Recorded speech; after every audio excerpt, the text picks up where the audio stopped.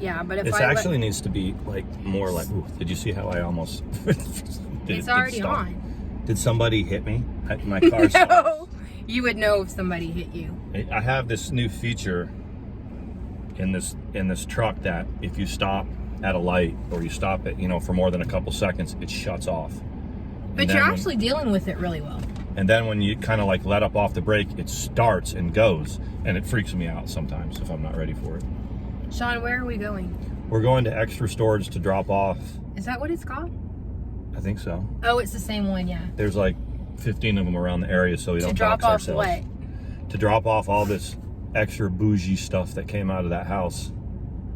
It's not bougie. So to recap once again, in August of 2019. I don't think that you said this though to the vlog. In 2000, and I said it on my vlog on Tomahawk channel. Did you never really? move in Texas. Oh, I thought you were or anywhere in the South or Southwest in August. So I moved everything out of that house upstairs to the apartment. Went and got my stuff. Though. Yeah, I got. Well, Tanner helped. Tanner helped, and that was a big help with his attitude. But it still it helped. His attitude. And then went to North Carolina, got my stuff. Everything's up in the place, and everything's put together, and about 20% of it is going back into storage right now, and that's what we're doing. And that was because we had a storage, and then we gave it up, and then I was like, we're tripping over each other. I think it'll stabilize. It's gonna shake a little bit. No, I think it'll stabilize. Does it stabilize? It stabilizes itself or something. If it doesn't, then we'll figure it out. But we say that every vlog that we're gonna figure it out before the next one. I do think it's gonna slide all the way out that side though. Is it? I don't think so. You don't? No. Oh my It doesn't God. want nothing to do with me. Oh my God. Okay, so Mandy. Today on the toll road, I-30, what happened? It was a tragedy. No. It was the toll road 130. Somebody hit the toll thing, I think. Yeah, in a plane. It wasn't even just like a car, which happens all the time. It was an actual plane. A plane landed on it? But we don't know the details. We don't know all the details. So, are we in a school zone? Are you supposed to be going slower? I think I'm in a school zone, god damn it. Sorry, I'm gonna slow down. Well, I think they're just, no, it should be. Oh, look at that little ROTC guy. Look, the speed limit's 45, I'm going 35. So in Leander, ROTC is all Navy. Wow. They don't even have like Air Force and Army, it's just all Navy. So no matter what you might want to go into, if you're in ROTC in high school, you're going to be in the Navy ROTC. So all those people from Fort Hood that's just up the road, they've had enough of them. They had to change it to a different branch of service. Exactly. Gotcha. Well, I think it's whatever branch sponsors it. And they bus them all to one high school for ROTC. So I don't know why they wouldn't have enough interest to have all of the ROTCs. They didn't have ROTC in my school. They didn't? Nope. It's because it was a bunch of... They just waited till everybody got like so messed up. Like their grades sucked so bad, or they got on drugs, or they got somebody pregnant. That they go staggering into the recruiter. They gave you another option. Help me? They gave you a legit option. You going to college? No. Well, why not? Because whatever the reason was, they go, well, we can take care of all that if you join the Army. Oh, really? That's how it worked. Yeah. And they got plenty of people. Now, in my particular high school, it was only like me and one other guy from my class. Really? That was it. That was it. Well, I think when the high schools get bigger, then they start branching out. But the ones here are just too small. And then there's ones that don't let them in at all. Those are the real liberal ones, though. Yeah. Well, the ones that are super hyper focused on academics and everybody needs to go to college and don't introduce any other way, they're like that. They're the ones that are all sitting around in social studies and watching the impeachment all day long. Yeah. What a clown show that is. In my lifetime, I've seen 2 impeachments. One for getting a blowjob, and the other one, I'm not even quite sure. Politics aside, I don't get into politics, but politics aside, what I've witnessed, I can't, it's all theory and conjecture and what if. And then they were talking about Sherman today, General Sherman from the Civil War. And I was like, and Alan Dershowitz is their go-to. I'm like, he was from the Von Bulow affair. Do you remember that story? I remember some of it, but it's a clown show, Mandy. It is a clown show. Guys, are we not going to elect a president in November? I don't even think he got a BJ. No, he didn't. I mean, all Bill Clinton was thinking about was he had his hand on her back of her head going, all Bill Clinton was thinking about was world peace at that time. But like, it's true though, like, I mean, it's been 2 clown shows. They need some hard and fast rules for impeachment, because this has cost $40 million.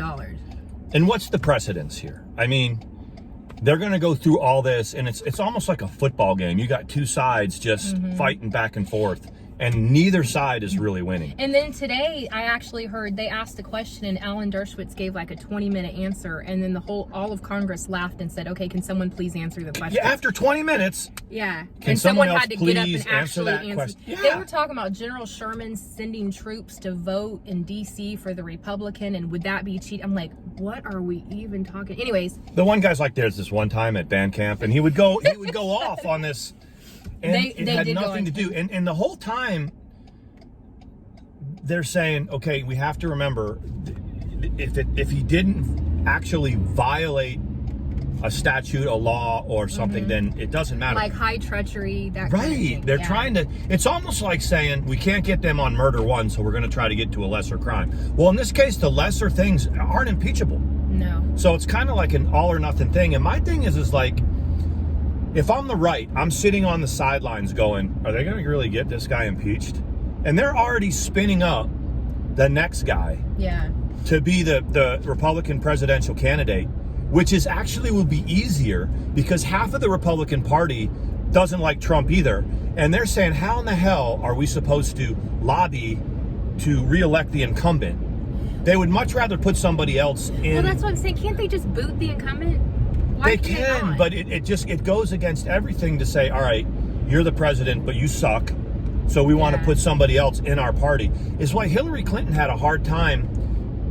She worked for Obama, so it was very, very hard for her in her campaign to say he sucked or she was going to make things better. She had that going against her, and it's the same thing right now. So it's kind of working for all of America. They're sitting around watching this clown show go on and saying, well, if they do end up impeaching the guy, we've got 2 more front runners for candidacy, and everybody that's on the right still going to vote Republican, and everybody on the left is still going to vote Democrat, and we're still going to fight over the Electoral College.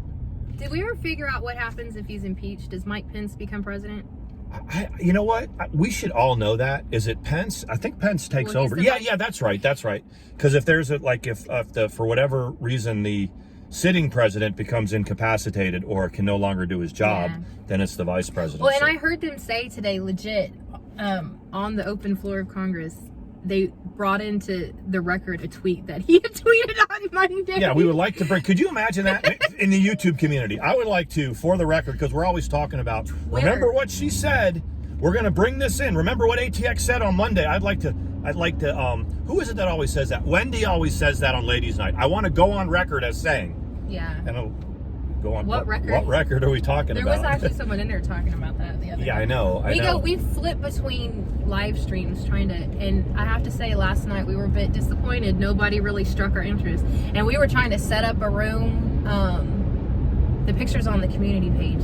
So we had time to listen, and we were just going between them all. Nothing was really going on. It's the truth. I mean, it was Ricky, and that's kind of a heartfelt thing that Ricky's going through. Did you see the video of him giving? I didn't, but I want cool. to. I hear, whether you like shoot the shit or don't like shoot the shit, that's some tough shit that Ricky's going through, and nobody should have to go through. And he handed her cash today. It was pretty cool. You'll have to watch that. Yeah. But. So there was that, and then Ladies Night had.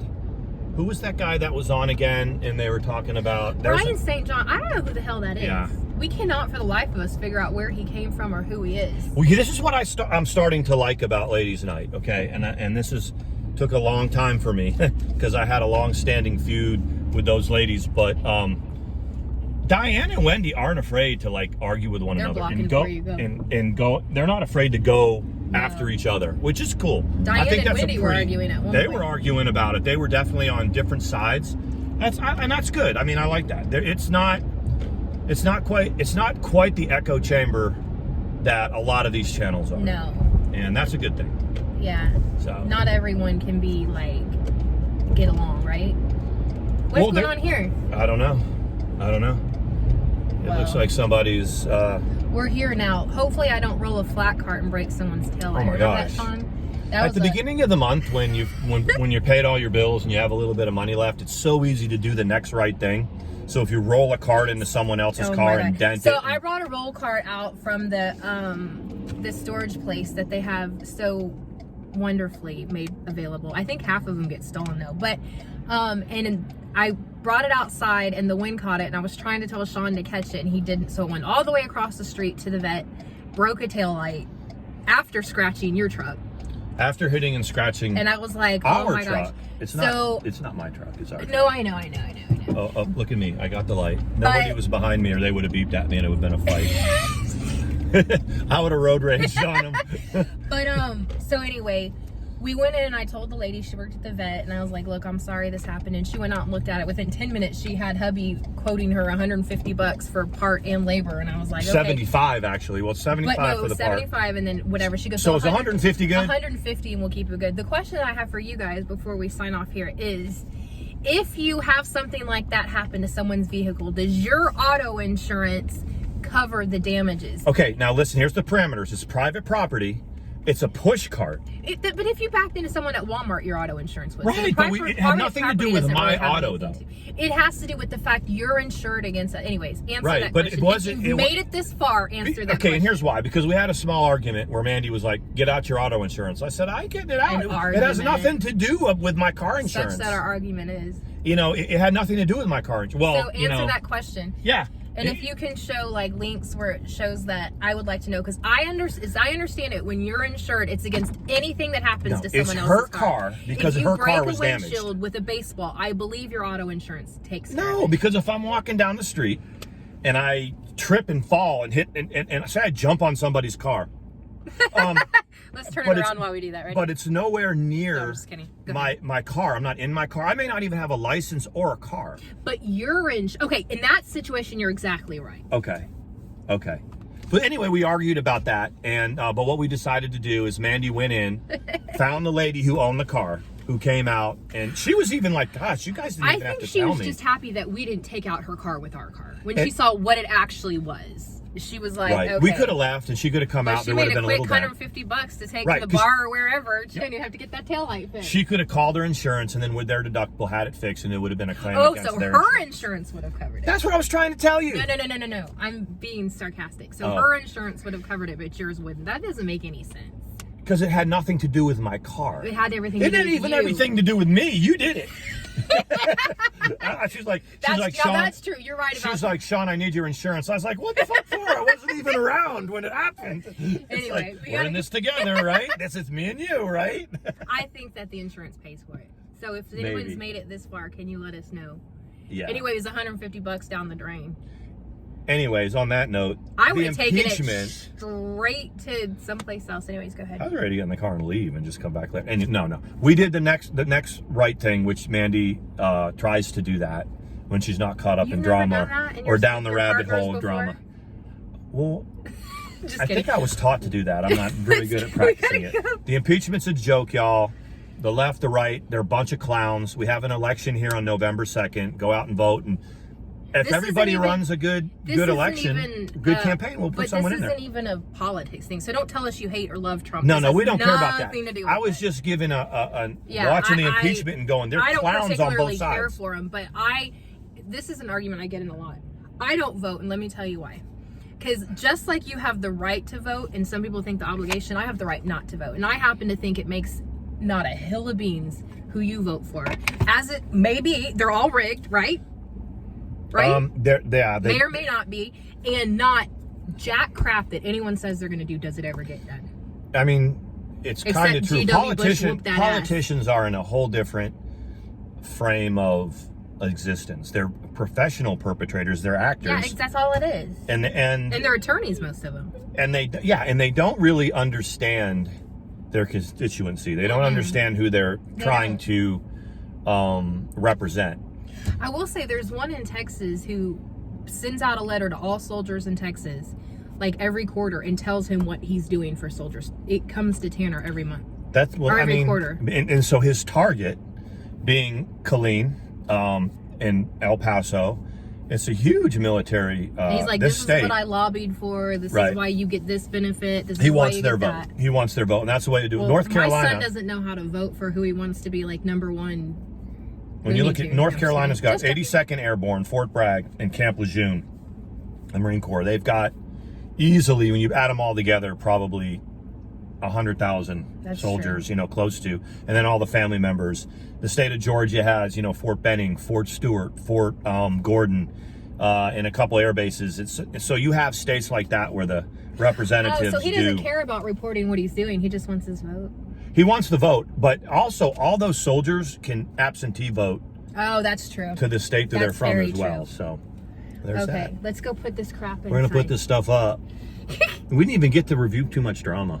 Maybe we'll do it on the way back and put it together. You know who the real ones are. Bye.